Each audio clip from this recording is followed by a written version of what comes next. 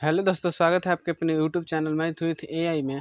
आज हम लोग पढ़ने वाले क्लास 10th का चैप्टर नंबर 10। हम लोग पिछले वीडियो में 7 वीडियो में हम लोगों ने चैप्टर 9 को कंप्लीट किया था।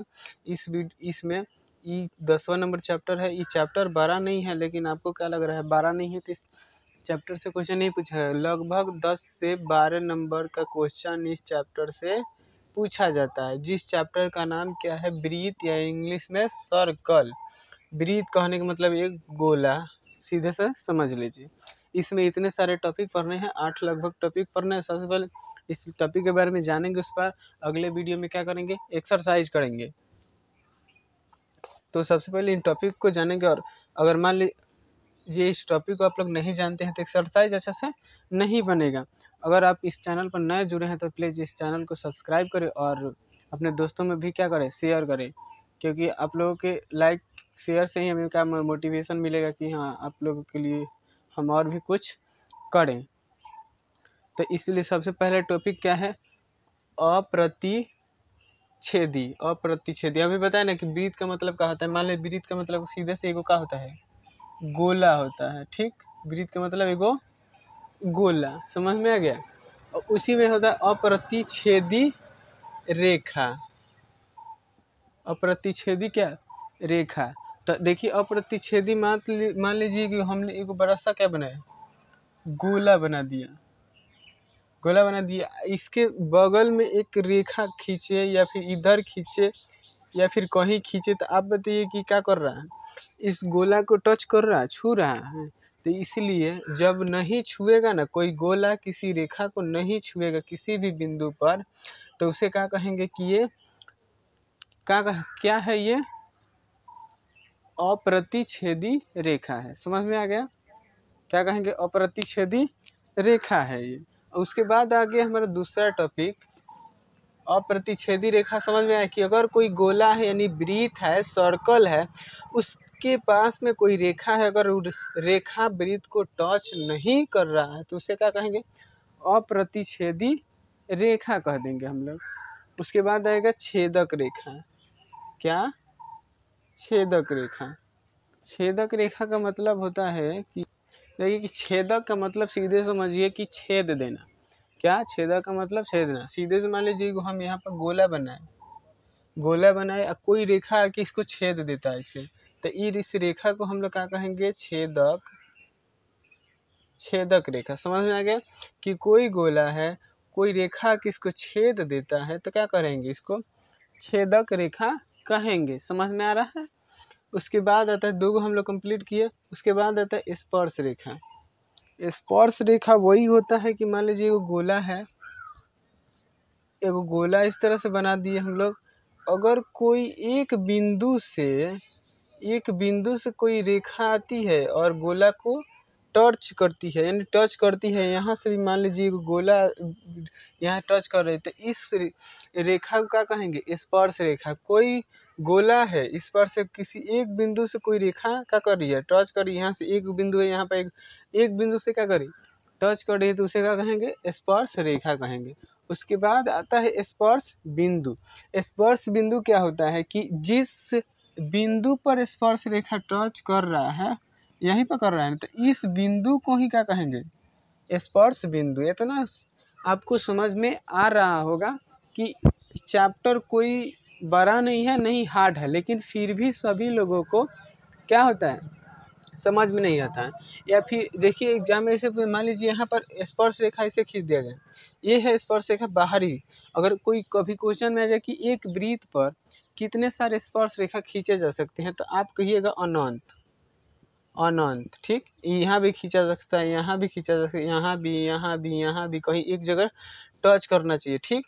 अगर वही कहेगा कि किसी वृत्त पर एक दूसरे की समांतर कितने स्पर्श रेखा खींची जा सकती है, तो कहिएगा कि दो। कितने, दो।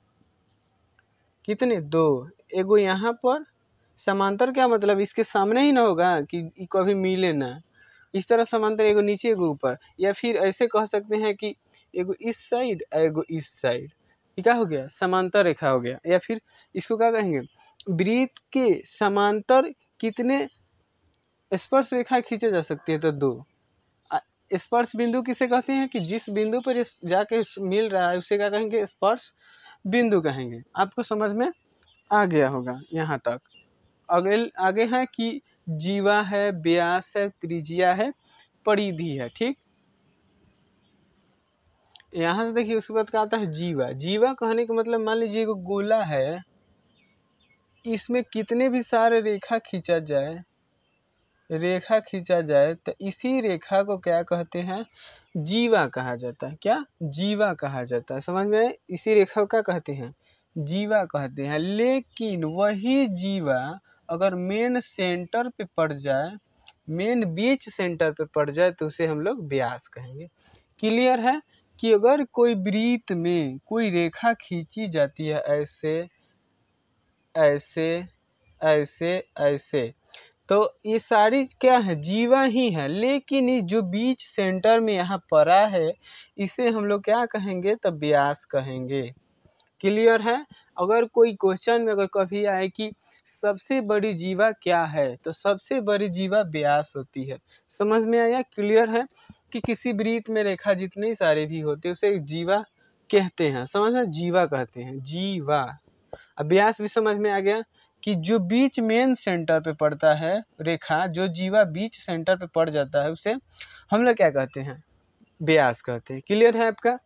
उसके बाद देखिएगा यहाँ से कि त्रिज्या क्या होती है। यही अगर मान लीजिए कि इसी का वृत्त हो गया, वृत्त गोल तो नहीं बन रहा होगा, मान लीजिए इसका मेन सेंटर क्या ये है, तो इस मेन सेंटर से जो इधर रेखा खींची जाएगी आधे में मेन सेंटर से, इसी को हम लोग क्या कहते हैं, त्रिज्या कहते हैं। फिर से समझिएगा, मान लीजिए एक वृत्त है, मेन सेंटर ये है, इसको इस तरह से खींच जाए तो इस रेखा को क्या कहेंगे, त्रिज्या कहेंगे। त्रिज्या, वृत्त की त्रिज्या। क्लियर है आपका यहाँ तक।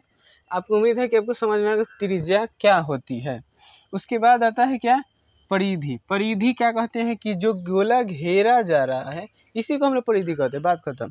कि इसी को क्या कहेंगे, परिधि कहेंगे। जो घेरा जा रहा है उसी को परिधि कहेंगे। त्रिज्या कहेंगे मेन सेंटर से जो खींचा जाए उसे परिधि कहेंगे। उसके बाद एक नंबर से फिर आ जाते हैं अप्रतिच्छेदी की। कोई गोला है अगर उसके बगल में से कोई रेखा गुजर जा रही है तो उसे प्रतिच्छेदी कहेंगे, यानी कि कोई छेद उद नहीं रहा है गोला को, या फिर क्या सट नहीं रहा कहीं, ये कह। उसके बाद छेदक रेखा। समझ में, छेदक रेखा। छेदक रेखा यानी कहने का मतलब कि छेद देना। क्या करना, छेद देना। किसी गोला को बाहरी रेखा आया और क्या किया, छेद दिया, इस तरह से छेद दिया, तो ये क्या कहेंगे, छेदक रेखा। उसके बाद स्पर्श रेखा। स्पर्श रेखा क्या होता है कि कहीं एक बिंदु पर आके सट जाता है, यहाँ पर नीचे भी सट, तो उसे क्या कहेंगे, स्पर्श रेखा। उसके बाद आएगा स्पर्श बिंदु। तो जिस बिंदु पर स्पर्श रेखा टच करता है उसे ही क्या कहते हैं, स्पर्श बिंदु। जीवा आप लोगों ने अभी समझा कि वृत्त में जितने भी रेखा खींची जाएगी उसे क्या कहेंगे, जीवा कहेंगे। और सबसे बड़ी जीवा क्या होती है, व्यास होती है। एक वृत्त पर कितनी स्पर्श रेखा खींची जा सकती है, तो अनंत खींची जा सकती है। एक वृत्त पर समांतर स्पर्श रेखा कितनी खींचा जा सकता है, तो केवल 2 खींचा जा सकता है। और एक और बात नहीं बताया हम कि एक वृत्त पर हमेशा 360 डिग्री का एंगल बनता है। कितना, 360 डिग्री का हमेशा एंगल बनता है एक वृत्त पर। या फिर ऐसे भी कभी कहा जाता है कि एक बिंदु पर कितना डिग्री का एंगल बनेगा, तो यहाँ भी क्या कहेंगे, 360 डिग्री। क्लियर है कि एक बिंदु पर कितना डिग्री का एंगल बनेगा, तो 360 डिग्री का।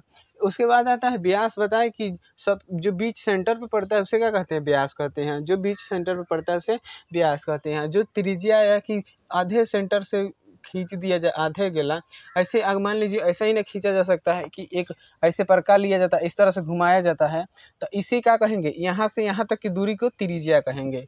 उसके बाद परिधि, जो घुमाया जा रहा है गोल, उसी को क्या कहेंगे, परिधि कहेंगे। तो लगभग हमारा हो चुका है 10 मिनट का वीडियो। अगर आप लोगों को अच्छा लगा हो वीडियो तो प्लीज़ अपने दोस्तों में शेयर करें। और अगले वीडियो से हम लोग क्या करेंगे, अगले वीडियो में हम लोग एक्सरसाइज करेंगे। ये हमारे सिर्फ फंडामेंटल था ब्रीथ चैप्टर, यानी कि 10वां चैप्टर का। अगर आप लोग पिछले वीडियो सारे चैप्टर नहीं पढ़े हैं तो प्लीज़ प्ले लिस्ट बना हुआ है, जाकर वहाँ से देख ले और अपने दोस्तों में शेयर करें, वीडियो को एक लाइक करें, चैनल को सब्सक्राइब करें। तो मिलते हैं अगले वीडियो में, तब तक के लिए गुड बाय। और ऐसे ही हमारे प्यार बनाए रखिए और इसी तरह का आप लोग को सपोर्ट कीजिए और मिलेगा इस तरह का अच्छे वीडियो। अगर आपको कोई यहाँ पे डाउट है तो कमेंट बॉक्स में ज़रूर बताएं।